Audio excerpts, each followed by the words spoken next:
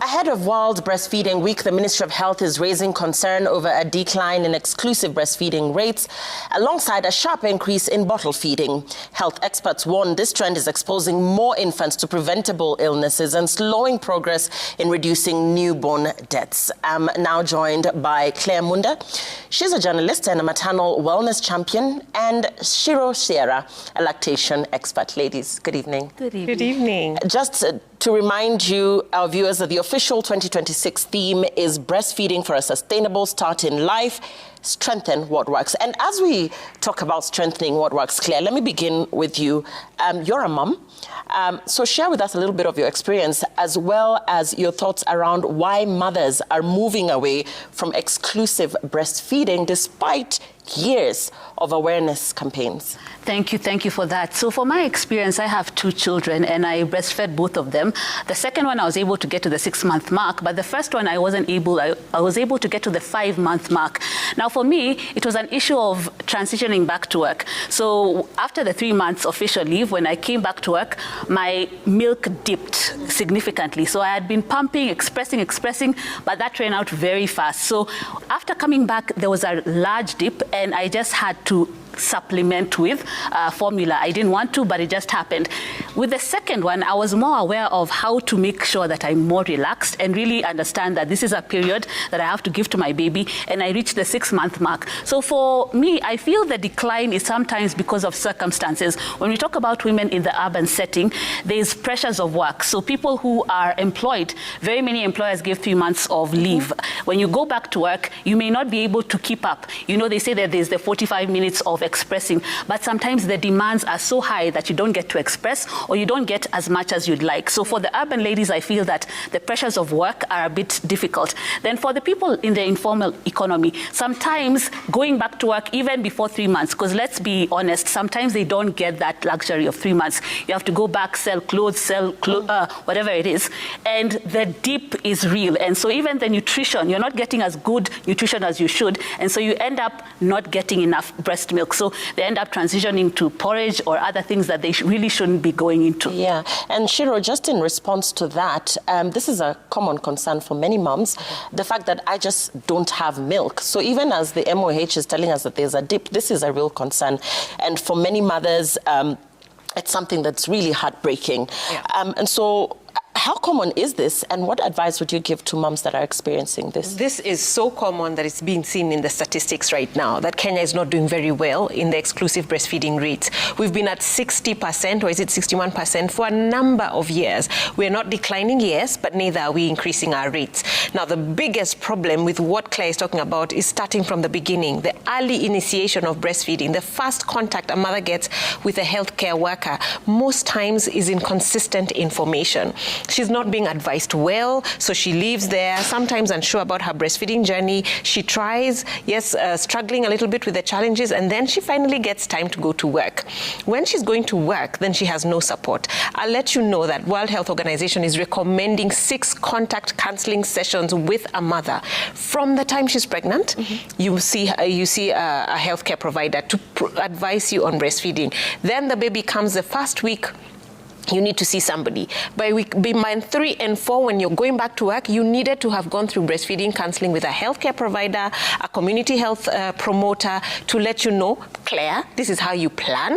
These are the tools you need. This is the skill you need to extract milk from your breast. And when you go back to work, continue. Then they see you again at 6 months and after 6 months. So that contact is missing.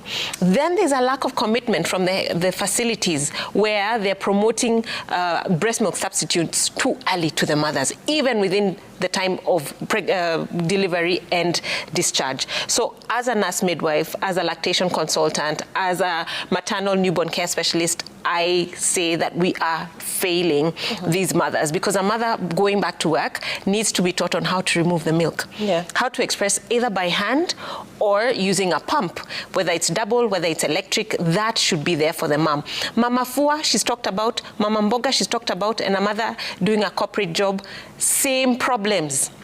Low milk supply because she's leaving her baby at home. Yeah, right. And you know, Leah, you talked about going back to work. Your experience going back to work, did you get enough support? And what practical support can employers offer mothers, and we're talking about the whole spectrum. We're not just talking about corporate ladies, but just across the board for working moms. How can they better be supported? Yes. I think one of the things is that giving that mother that 1 hour, because it's in the policy that you should be able to get that 1 hour of expressing milk. But for a lot of people, it doesn't happen. It's there in paper, but does it really occur? You have so much work that you don't get the time to express. So I think organizations really need to enforce that other than your lunchtime, you should be able to get time to express the milk. You should be given the facilities to store the milk so that by the time you go home, it is fresh milk. Because remember, it needs to be under cold circumstances. Now, another thing is, in the whole support system, you also need your nanny. I will always talk about nannies because the nanny is the person ideally you will leave your child with when you go to work. So for nannies, the support that you need from them is to help them understand how do you store that milk so that our child doesn't end up getting poisoned. So that kind of constant contact is very important. So lactation rooms.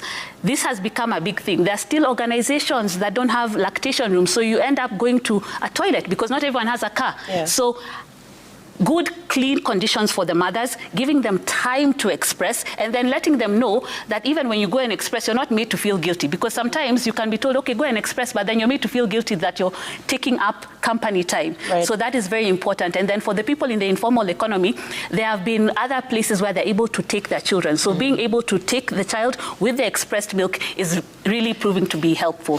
Shiro, to you, the issue of bottle feeding, are we talking about formula or are we talking about milk that has been expressed? Because we need to actually be able to distinguish this. And if the bottle feeding is okay, and you'll advise us, how should this milk be stored? How long would it stay fresh? And for people who don't have refrigerators, because we're not assuming that everybody has access to one, then how practical is this? So one of the things Claire has alluded to is the Health Act of 2017 that gives protected time for all mothers who are lactating, wherever they may be. They're allowed to have an extra hour on top of their lunch break to express. And how she uses that hour is dependent on what she wants, whether to do 30 minutes, 3 hours later she does another 30 minutes, or she takes the full hour. So that's on top of your lunch break. When it comes to feeding the baby and giving the expressed milk, many times we talk about using a cup, a spoon, a syringe. You will not go to any public facility and they'll promote bottle use.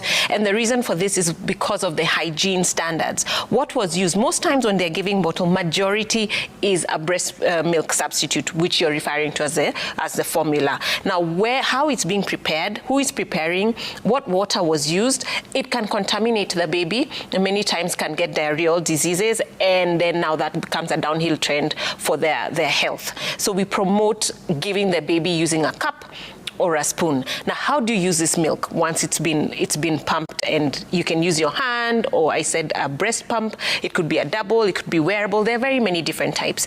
You would keep it in the fridge for 24 hours, for 4 days, a maximum of 4 days, or freeze it for between 4 to 6 months. When it's time to use it, you take it out. If it's been in the fridge, warm it in a bath of water.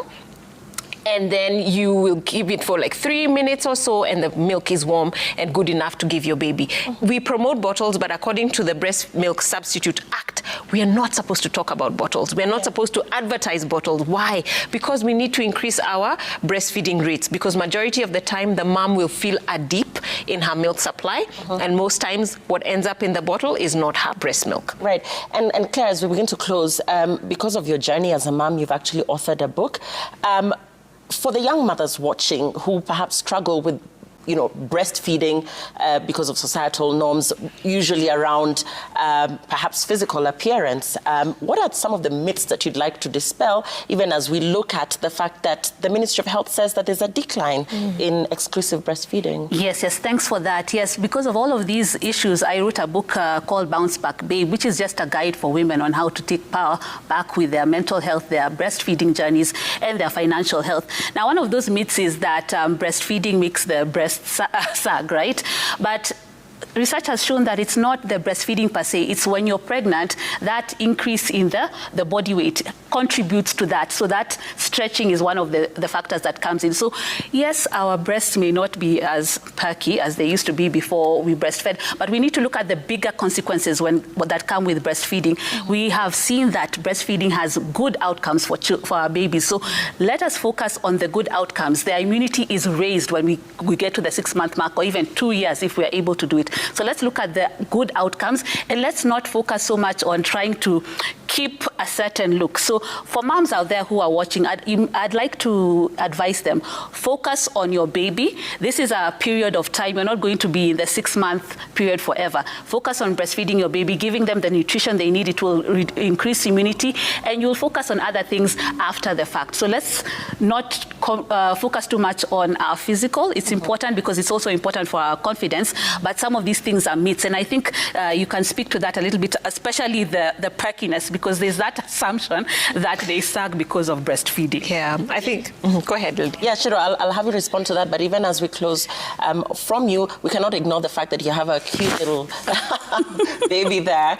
So, you know, as the world prepares to mark World Breastfeeding Day, perhaps some key pointers that you'd like to leave us with, practical pointers, as you respond to Claire's question. Okay, so practical pointers: breastfeeding becomes painful, becomes uncomfortable, and not enjoyable for a mom, because most times is the positioning and how the attachment has been. So ideally for moms, you must remember you need to align your baby to face their food completely. So face your breast completely. Have a breast here. Also, how you hold your breast, we avoid holding the breast like that. We call this a scissor hold. You block out the areola, and only the nipple is available for the baby. That becomes a very shallow, painful, noisy breastfeeding time. So we put 4 fingers under and the thumb on top.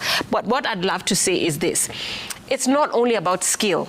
It's about encouraging the mother. It's about the confidence we are building in her to know that she can do this. It's about listening to the mother and hearing, these are the challenges I'm experiencing, and adapting the care for her.